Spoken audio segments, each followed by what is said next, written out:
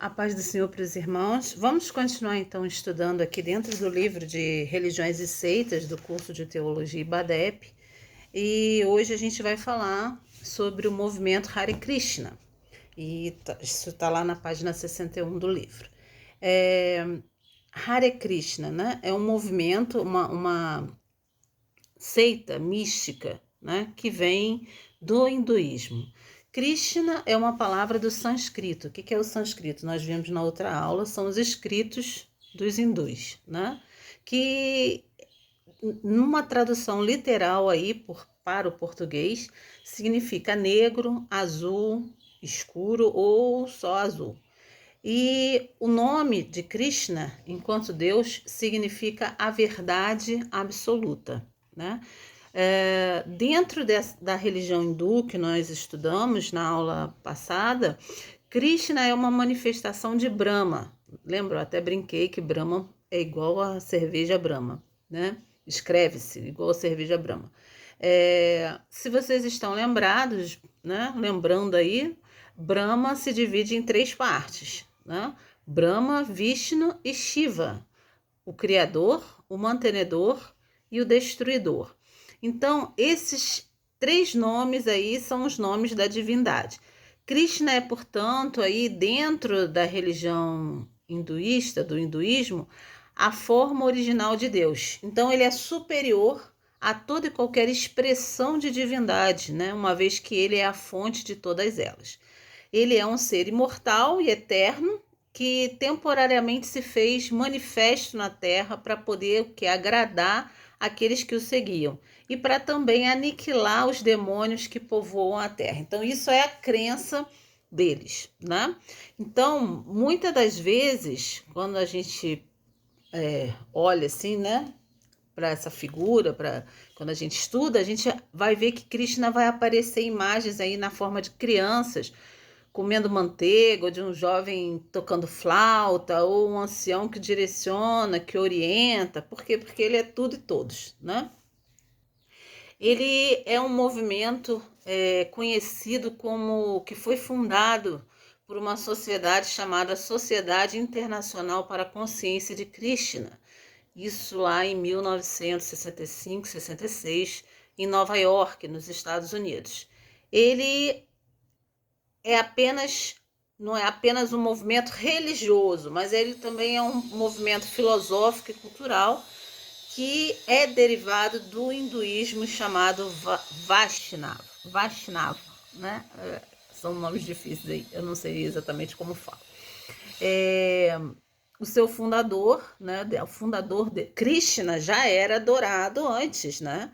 Mas esse movimento que ocorreu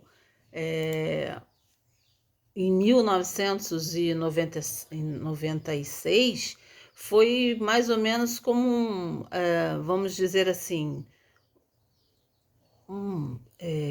eles estavam insatisfeitos com alguma coisa, né? E aí surgiu essa sociedade, que muitos denominam como ISKCON, com o objetivo ali de alcançar a consciência de Krishna, né? O que eles pretendiam era alcançar uma espécie de iluminação. Como essa sociedade é uma sociedade verdadeiramente hindu, ela pode atribuir aí a Deus uma imagem panteísta.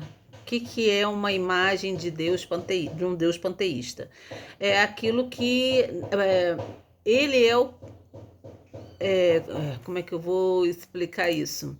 É uma crença que Deus não é o criador absoluto de todas as coisas, mas ele abrange tudo e compõe tudo, faz parte do universo, faz parte da natureza, porque é tudo idêntico, né? Diferente da nossa crença. Nós cremos num Deus transcendente. O que é um Deus transcendente? É um Deus que está acima de tudo. Ele é o criador de todas as coisas, porém ele está acima de todas as coisas, né? Essa é a crença de nós cristãos, a nossa, desculpa o português aí, é a nossa crença como cristãos, né? É nisso que nós cremos, diferente aí deles, para eles,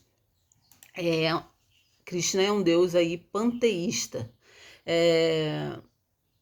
Com isso, eles acreditam que o homem, né, é idêntico a Deus. E isso aí é uma velha mentira, né? Uma mentira aí bem antiga, a gente sabe disso, que foi uma dos argumentos usados por Satanás no Éden para induzir Eva, né, a acreditar que poderia ser igual a Deus e assim desobedecer a Deus e comer do fruto proibido, né? O que ele disse? Você será como Deus, né? Lá em Gênesis capítulo 3, versículo 5, você pode ver isso aí. Então, é uma premissa aí totalmente errada, né? O que nós podemos falar mais sobre esse movimento? Muitos adeptos desse movimento do Hare Krishna, eles vivem em comunidades que são bem estruturadas, né? Não é uma bagunça não, elas são bem estruturadas. Nesses lugares você vai ver que existem regras quanto à comida e quanto à bebida, né? Carne, peixe, álcool, nada disso é permitido àquele que faz parte desse movimento. Tem vestimentas próprias, né? E eu me lembro quando eu era criança, lá nos idos de 70, 80, não tem tanto tempo assim, né? Quando nós morávamos num bairro e ali havia uma praça onde se concentrava o comércio, e naquele lugar, muitas das vezes, acompanhada ali da minha mãe nas compras, a gente se deparava com essas pessoas desse movimento Hare Krishna. Eles geralmente andavam em duplas, carecas, tinham só um fiozinho de cabelo, tinham alguns desenhos em branco, geralmente aqui em volta do olho, na testa, né? Vestindo um manto, uma túnica cor de laranja, bem forte, bem chamativa. Alguns tocavam um sininho, acho que era isso, né, na minha memória de criança, um sininho, uns pratinhos, uma coisa assim, que fazia um barulho tipo de sino. E eles pediam dinheiro e tal, e ficavam ali esmolando às vezes. E aquilo me chamava bastante atenção, né? Quando eu era criança, porque a cor é bem chamativa e eu achava aquilo interessante, né? Não tinha a menor ideia do que era aquilo, mas me chamava atenção, eu gostava de ficar contemplando aquilo, olhando para aquelas pessoas sem entender muito bem por que elas agiam daquela forma, né? Então era o movimento Hare Krishna, né, que foi fundado aí por essa associação, essa Sociedade Internacional para a Consciência de Krishna, em 1966 em Nova York, nos Estados Unidos. Como eu falei, Krishna já era adorado, mas eles tinham algumas críticas e aí resolveram fundar aí esse movimento. Que se espalha aí, que é muito comum aí nos Estados Unidos, na Europa e também na América Latina.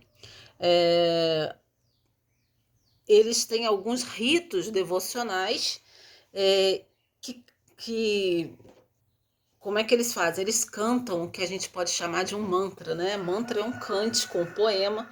Eles ficam repetindo esse mantra, seguindo aí um cordão com 108 contas, né? Um cordão com 108 contas que eles dizem serem contas de oração. Isso eles fazem 16 vezes ao dia, né? Há um pensamento neles em que você tem que repetir o nome de Deus em torno de 100 mil vezes ao dia. Gente, é muita coisa, né? Então não se faz nada além disso. Há também normas em relação ao celibato, né? Você não pode ter relações sexuais fora do casamento e quando você é casado é permitido que você mantenha relações sexuais com seu parceiro uma vez por mês, né? É assim que é. O que eles esperam aí com essa devoção toda a Krishna? Que o ciclo né? Eles esperam ser capacitados a escapar do ciclo de morte e reencarnação. Eles acreditam em reencarnação, lembrando que é um movimento místico, né, que partiu ali da religião hindu. Então, o que acontece? Eles creem na reencarnação. Então, todo aquele que crê na reencarnação acredita que há um ciclo entre morte e reencarnação, vida, morte e reencarnação. Então, o que eles esperam cantando mantra, vivendo assim nessa vida de meditação transcendental e tal? É romper esse ciclo, ou seja, alcançar o que para eles seria a perfeição, romper de vez com esse ciclo da reencarnação. Não precisar vir mais ao mundo, né? Ser reencarnado. A reencarnação, para eles, na verdade, é um estágio de aperfeiçoamento. Cada vez que você se reencarna, né, você teria que melhorar, né? É o que eles chamam de karma. Lembra? A gente falou do karma. O karma o que você vai ser nessa geração vai depender do seu karma, das suas ações, né, e das consequências dela na sua outra vida. Então é nisso que eles acreditam, né? É nisso que eles creem. Então, as crenças dos Hare Krishnas, elas são tipicamente hindus, porque elas vêm do hinduísmo. Então, consequentemente, incompatíveis com aquilo que nós acreditamos, né? Com o cristianismo bíblico. Como eu falei, a visão deles é de um Deus panteísta, né? A primeira coisa aí é isso. É um Deus que não está acima de tudo, mas ele é tudo, né?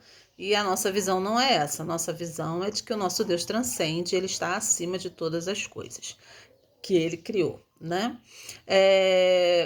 Como aí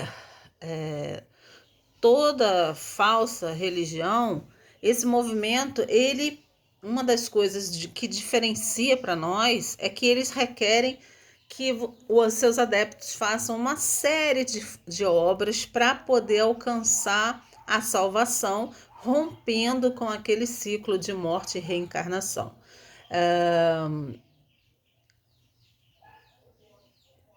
Esse sistema de devoção, de relacionamento, ele vai estar embutido aí nesse sistema de crenças, né? Que são construídos a partir de trabalhos que eles fazem, de meditação, diante ali de quê? De um altar.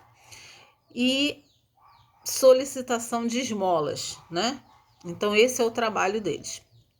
Cantar é uma parte importante do Hare Krishna. Todos eles cantam, tem que cantar. Como eu disse, né, eles precisam cantar aí 100.000 vezes por dia os nomes sagrados aí, todo santo dia. O canto vai ser facilitado aí por esse mantra e por esse rosário de 108 contas, certo? Abnegação, sacrifício são essenciais para que eles possam alcançar a salvação em Hare Krishna.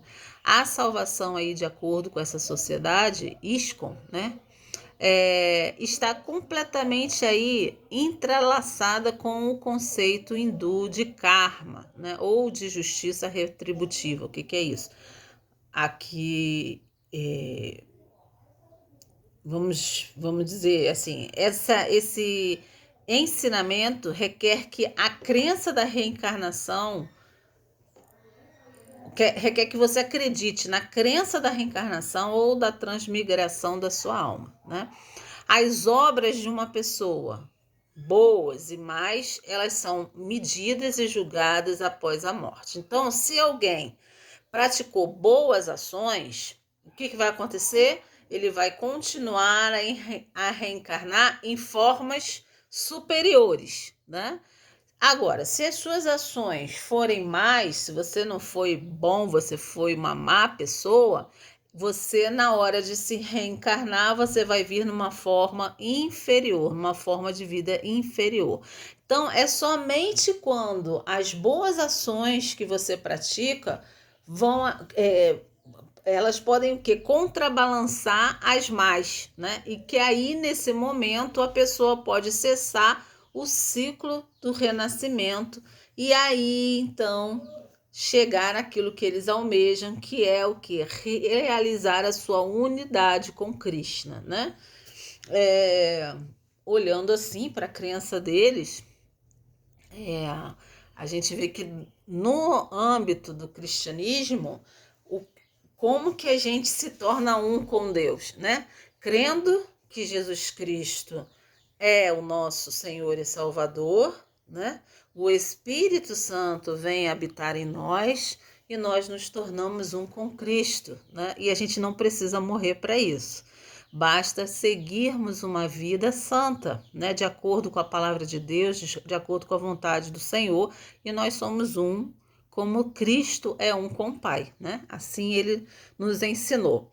E aqui não, você precisa reencarnar várias vezes, você precisa ser muito bom nessa vida para que você vá sempre se reencarnando em formas de vida superiores, para que então um dia você possa finalmente realizar a sua unidade com Krishna. Então, como isso é diferente, né? Como Krishna, o Deus deles, é diferente do nosso, que é um Deus compassivo e misericordioso, e que está onde está escrito lá em João 3,16, que ele amou o mundo de tal maneira, né, que ele deu para nós, para a humanidade, o seu Filho, né, para que todo aquele que nele crê não pereça, mas tenha o quê? A vida eterna, né? Então, Cristo veio nos salvar, né? Você não precisa fazer nada. A salvação, o preço, né, da reconciliação com Deus já foi pago por Jesus Cristo. Então a gente não precisa, o que a gente precisa é viver uma vida reta de acordo com os mandamentos que o Senhor determina para nós. Sede santos como eu sou santo, quer dizer, viver uma vida dentro da palavra do Senhor. Mas você não necessariamente precisa fazer grande sacrifício, né? Porque o sacrifício maior Cristo já fez por nós, né? Que foi morrer na cruz do Calvário e nos dar o direito à salvação e nos tornar filhos de Deus por adoção, né? Então, a Bíblia deixa claro que a salvação é pela graça, mediante a fé no sangue derramado de Jesus Cristo. Por quê? Porque ele, que não pecou, não conheceu o pecado, ele se fez pecado por nós. Para quê? Para que nós fôssemos feitos justiça de Deus. Isso está onde? Lá em 2 Coríntios, capítulo 5, versículo 21, né? Nenhuma quantidade de boas ações tem a gente deixar isso bem claro, né? Você é bom que você viva uma vida e que pratique ações, boas ações nesta vida, porque isso é algo que é requerido de nós dentro da palavra de Deus. Sermos boas pessoas, né? Fazermos caridade, ajudarmos ao próximo, amarmos o nosso próximo como a nós mesmos. Mas não existe nenhuma quantidade de boas ações que você possa fazer para alcançar salvação para ninguém, né? O Hare Krishna, como toda a humanidade aí, para o Hare Krishna, como toda a comunidade, como toda a humanidade, só tem uma esperança, né? Que é a nossa esperança. Qual é? Jesus Cristo, crucificado, ressuscitado e exaltado para sempre. Essa é a nossa única esperança de alcançar salvação. Então, todos os outros caminhos vão levar o ser humano a quê? À destruição. Porque o único caminho que leva você ao Pai, que leva você à vida eterna, que leva você a viver uma vida de gozo, de alegria, livre da dor, é Jesus Cristo, né?